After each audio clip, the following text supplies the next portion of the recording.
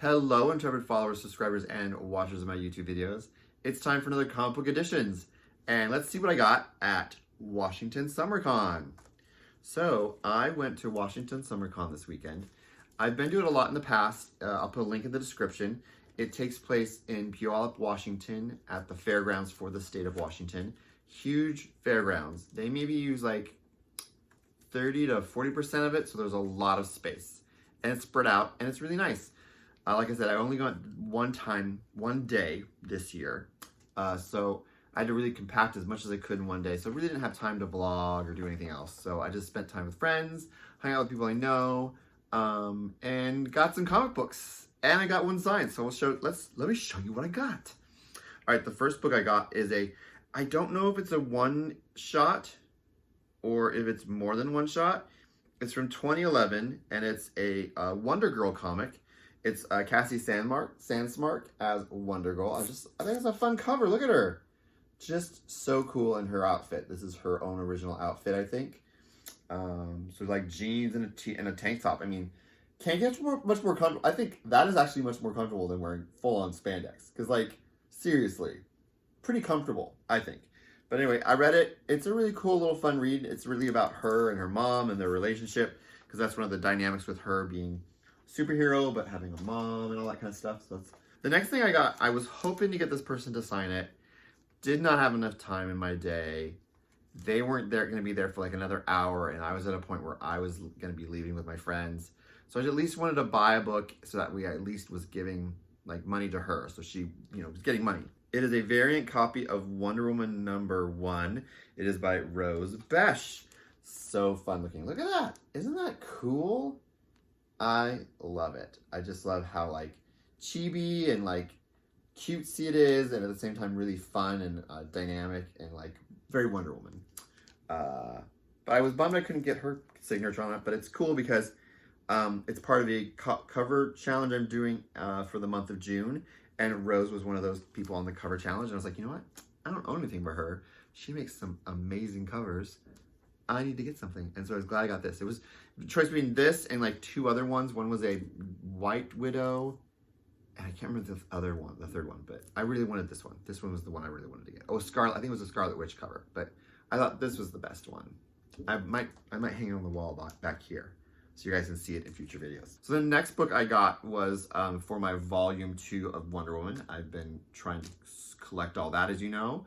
So this one is also a cool issue because it's the last part of the volume 2 run that was written by George Perez. It's not the actual last issue he wrote for Wonder Woman volume 2, but it's the last one I needed for my collection. So I was excited to get that.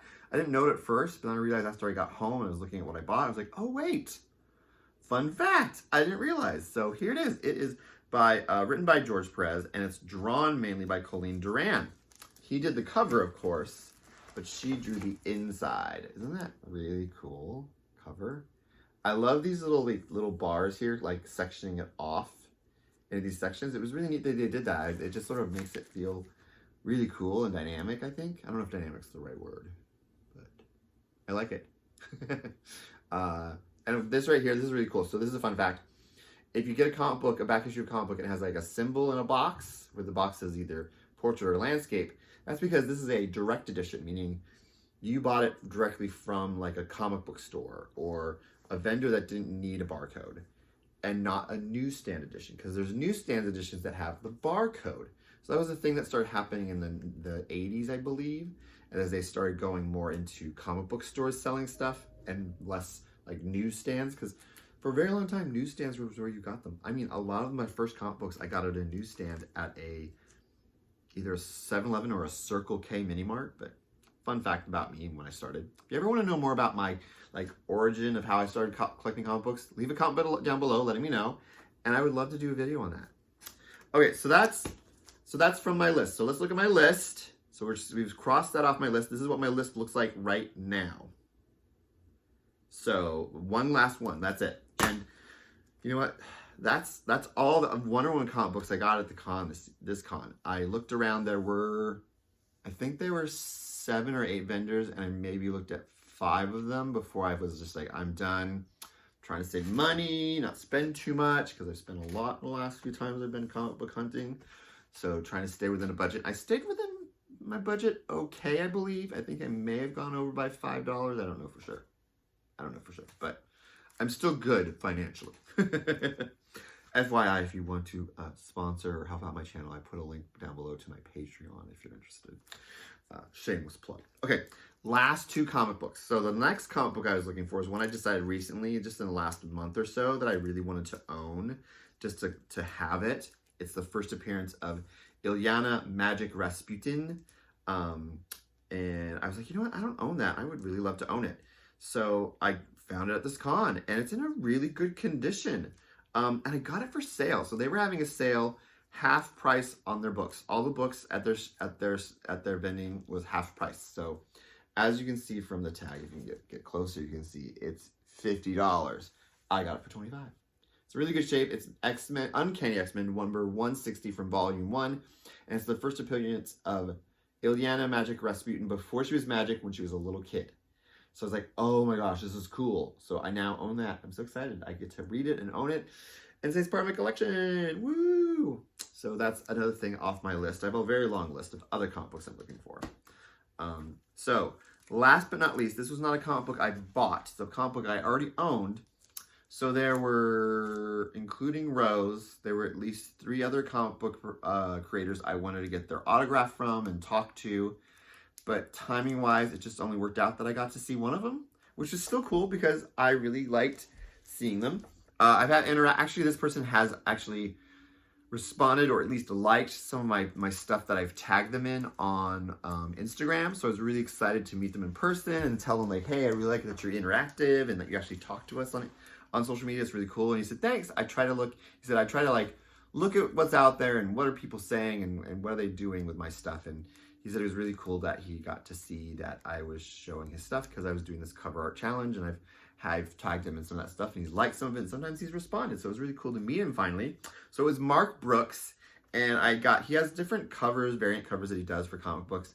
But the one I wanted him to sign was a cool one because I just thought it was cool. Very variant, but like a deep cut variant. It is Black Widow and Hawkeye #1, and this is a variant cover. It's his headshots covers he's done, or it's just headshots of the characters, but there's usually a background and it's colored, but this is just the pencil of it.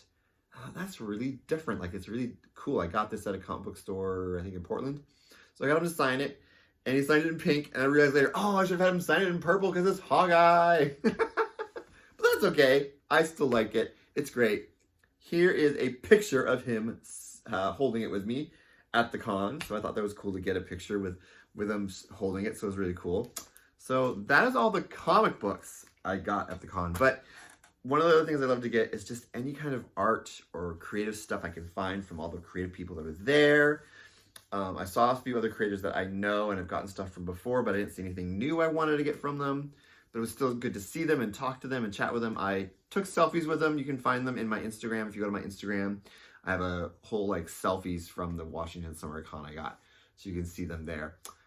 So I got one from a creator I'd never seen before at a con, and I was just blown away because I'd never seen anyone do a version of this character this way in the color scheme. So they did a lot of stuff from different like genres and IPs. But this one was my favorite because it was Aurora, who's one of my favorite classic animated Disney Sleeping Beauty. So it's her version of Aurora. And here it is. Isn't that so gorgeous? As soon as I saw it, I was like, oh, I need that in my life.